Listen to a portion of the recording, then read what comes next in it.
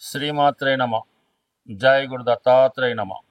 ఈ వీడియోలో మనం ప్రస్తుతం గురువు యొక్క గమనంలో గురుగ్రహం 2025 సంవత్సరం ఆగస్టు 12వ తారీఖున ఈ గురువు తన సొంత నక్షత్రమైనటువంటి పునర్వసు నక్షత్రం మీదకి ప్రవేశించడం జరిగింది.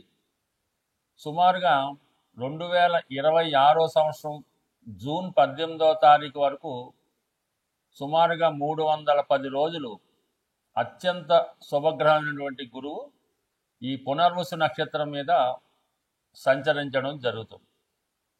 ఈ సంచరించడంలో నవంబర్ 12వ తారీఖు నుంచి అంటే 2025 నవంబర్ 12 నుంచి 11వ తారీఖు మార్చి 2026 వరకు కూడా గురుగ్రహం వక్రగమనం పొందడం జరుగుతూ ఉంటుంది.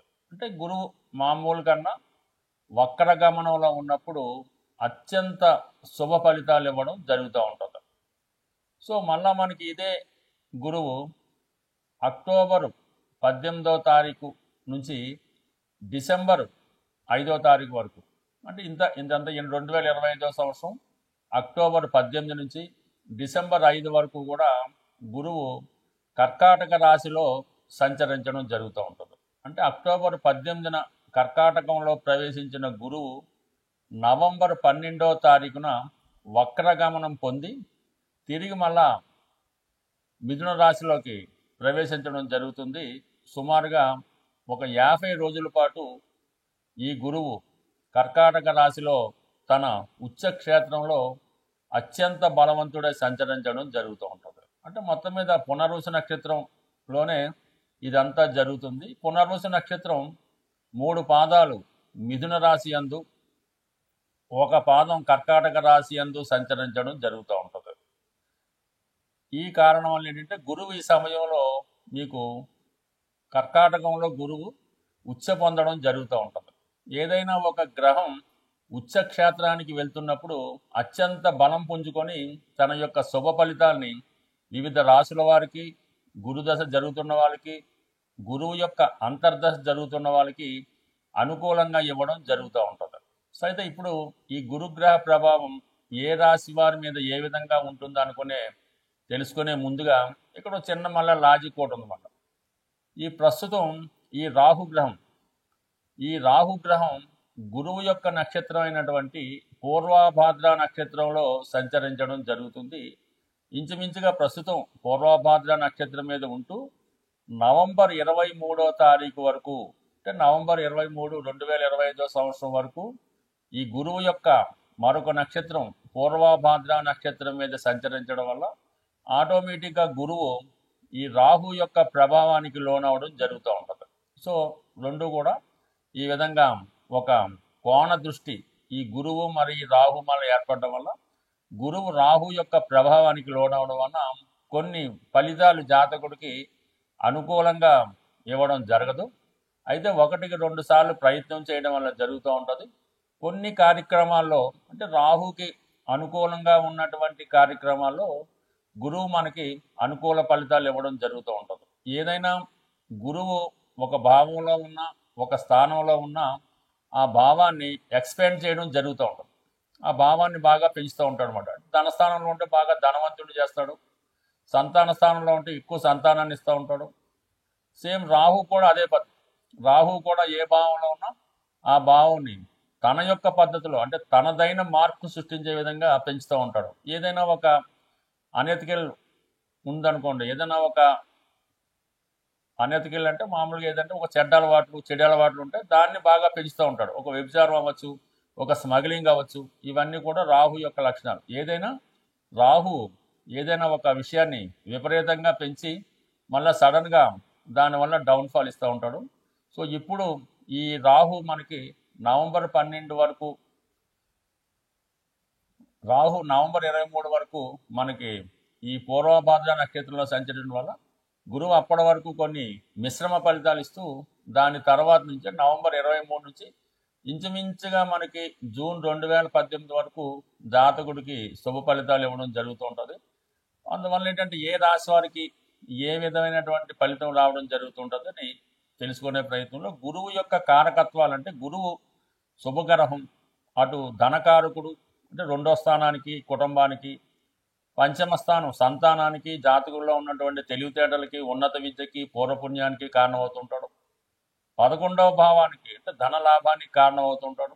సో ఈ విధంగా గురువు తన కారకత్వాల ద్వారా, తన ఉన్న స్థానాల ద్వారా జాతకుడికి శుభ ఫలితాలు ఇచ్చే ప్రయత్నం జరుగుతూ ఉంటుంది.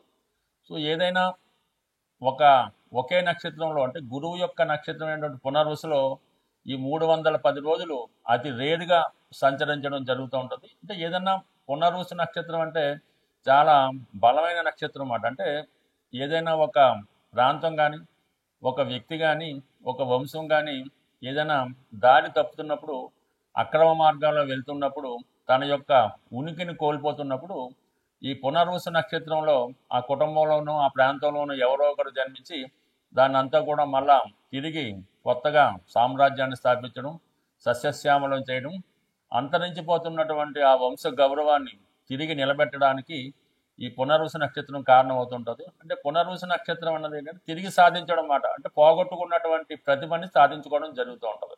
ఇప్పుడు ఎవరికైతే ఈ గురుగ్రహం అనుకూలంగా ఉంటుందో వాళ్ళు గతంలో ఏవైతే పోగొట్టుకున్నారో, దేనికోసం అయితే ప్రయత్నం చేస్తున్నారో అవన్నీ కూడా ఈ గురువు మనకి ఈ పునర్వసు నక్షత్రం మీద సంచరిస్తున్నటువంటి టైంలో ఎవరికి ఏ విధంగా లాభం పొందుతున్నది కొద్దిగా రాశుల వారిగా తెలుసుకునే ప్రయత్నం చేద్దాం. సో ఏదైనా ఈ డేట్లు ఇవన్నీ కూడా 1-2 సార్లు మీరు విని జాగ్రత్తగా గమనిస్తే అటు జ్యోతిష విద్యార్థులకి, జ్యోతిషంలో కొత్తగా ప్రవేశిస్తున్న వారికి, అలాగే మంచి ప్రయత్నాలు చేద్దామని ఎదురు చూస్తున్న వాళ్ళకి కూడా ఈ యొక్క వీడియో మీకు బాగా ఉపయోగపడుతుందని ఆశిస్తూ కొద్దిగా డీటెయిల్గా, కొద్దిగా పెద్ద వీడియో అయినా డీటెయిల్గా చెప్పడం జరిగింది. బట్ ఏదైనా శాస్త్రం మీద అభిమానం ఉన్న వాళ్ళకి, కొద్దిగా మైండ్ పెట్టి వింటున్న వాళ్ళకి ఇది ఖచ్చితంగా ఉపయోగపడుతుంది. ఈ వీడియోలో మనం మకర రాశి వారికి గురువు యొక్క ప్రభావాన్ని పరిశీలించినప్పుడు ప్రస్తుతం అంటే ఇది పర్టికులర్గా ఏంటంటే గురువు 6వ స్థానంలో ఉన్నప్పటికీ కూడా ఇప్పుడు ప్రస్తుతం ఈ పునర్వసు నక్షత్రం మీద ప్రవేశించడం వల్ల గురువు సంపూర్ణంగా తన యొక్క ఫలితాలు ఇవ్వడానికి ఈ రాశి వారికి ఇప్పుడు కారణమవుతూ ఉంటుంది. అంటే ఏ ఫలితాలు ఇస్తాడో మనకి 12, 3 ఈ 2 ఫలితాలతో పాటు 6వ భావ ఫలితం అక్కడ ఉండడం వల్ల 6 ఇస్తాడు. ముఖ్యంగా ఏంటంటే 2, 6, 10 ఈ అర్ధ త్రికోణం అనేది యాక్టివేట్ అవుతూ ఉంటుంది అన్నమాట. సో ఇప్పుడు ఈ రాశి వారికి మరి 12వ భావం ధనుసు రాశి అవ్వడం వల్ల ఎక్కువగా మీరు ఏదైనా దూర ప్రాంతం వెళ్ళాలనుకున్నా, ఉన్న ప్లేస్ నుంచి వేరే ప్లేస్కి మారాలన్నా, కొత్తగా ఏదన్నా వృత్తి వ్యాపారం లాంటిది స్టార్ట్ చేసి దాంట్లో ఇన్వెస్ట్ చేయాలన్నా ఈ గ్రహస్థితి మీకు సహకరించడం జరుగుతూ ఉంటుంది. అంటే ఏదన్నా మనం కొంత రుణం చేయాలన్నా, ఎవరన్నా మీ బంధువులు మీకు సహకరించాలన్నా ఈ సమయంలో సహకరించి దీర్ఘకాలంగా ఉన్నటువంటి లాంగ్ టర్మ్ సంబంధించినటువంటి ఏమైనా ఇన్వెస్ట్ చేయడం జరుగుతూ ఉంటుంది. అంటే కొంతమంది ఏదైనా ఒక పెద్ద కార్యక్రమం పెట్టుకుంటారు, ఒక 4 సంవత్సరాల పాటు ఏదో చదువు పూర్తి చేయాలి, లేదంటే ఒక ఎడ్యుకేషన్లో ఈ రీసెర్చ్ చేయాలి, లేదంటే ఏదన్నా ఒక దీర్ఘకాలంగా ఒక వ్యాపారంలో ఏదో ఇల్లు కట్టుకోవడం, అపార్ట్మెంట్స్ కట్టడం, రియల్ ఎస్టేట్ లాంటివి చేసుకోవడం, ఇటువంటివి చేసుకోవడం వల్ల నెమ్మదిగా మీ యొక్క అభివృద్ధి స్టార్ట్ అవుతుంది. దానికి తగిన ఆర్థిక సహకారం కూడా లభిస్తూ ఉంటుంది. అంటే షార్ట్ టర్మ్ కాకుండా లాంగ్ టర్మ్ ఇన్వెస్ట్మెంట్ చేసుకుంటే మీకు కలిసి రావడం జరుగుతూ ఉంటుంది. తృతీయ భావ ఫలితాలు అన్నట్టు ఏంటంటే మీరు కొన్ని మార్పుకి ప్రయత్నం చేస్తూ ఉంటారు. ఏదైనా దాన్ని కొత్తగా ప్రారంభించడం, కొత్తగా స్నేహితులను ఏర్పాటు చేసుకోవడం, కొత్తగా సర్కిల్ పెంచుకోవడం, కమ్యూనికేషన్ స్కిల్స్ పెంచుకోవడం, వివిధ మార్గాల ద్వారా మీరు మీ యొక్క సర్కిల్ని పెంచుకొని తగు విధంగా మీ యొక్క ఆదాయాన్ని పెంచుకోవడానికి కూడా కారణమవుతుంటుంది.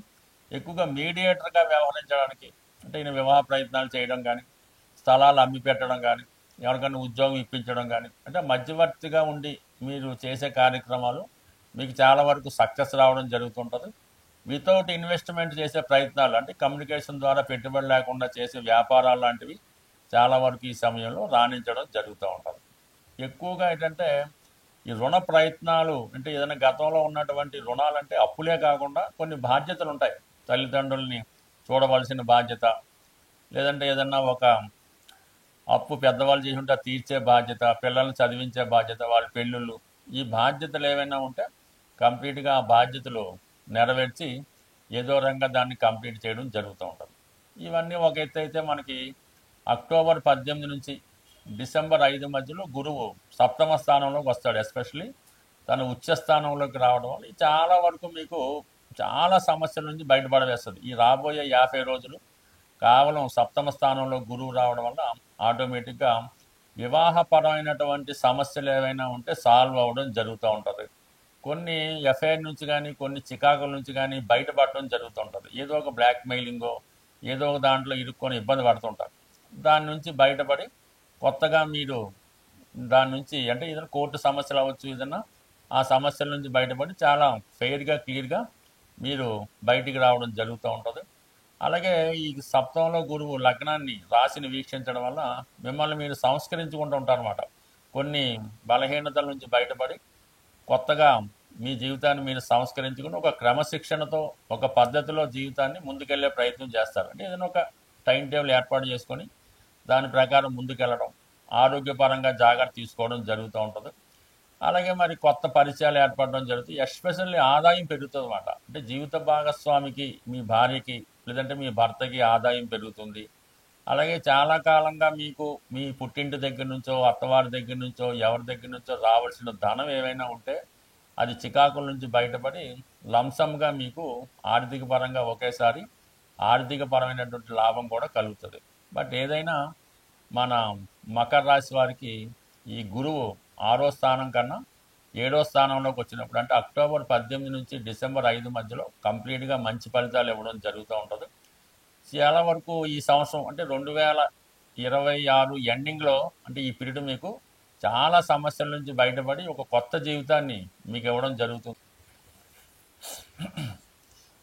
శ్రీమాత్రే నమ. జయ గురు దత్తాత్రేయ నమ. గురుగ్రహ అనుగ్రహం సంపాదించాలంటే మరి సాధారణంగా ఈ రాబోయే ఆశ్వీజ మాసం, ఈ కార్తీక మాసం, కొన్ని పండగలు వస్తుంటాయి కదా.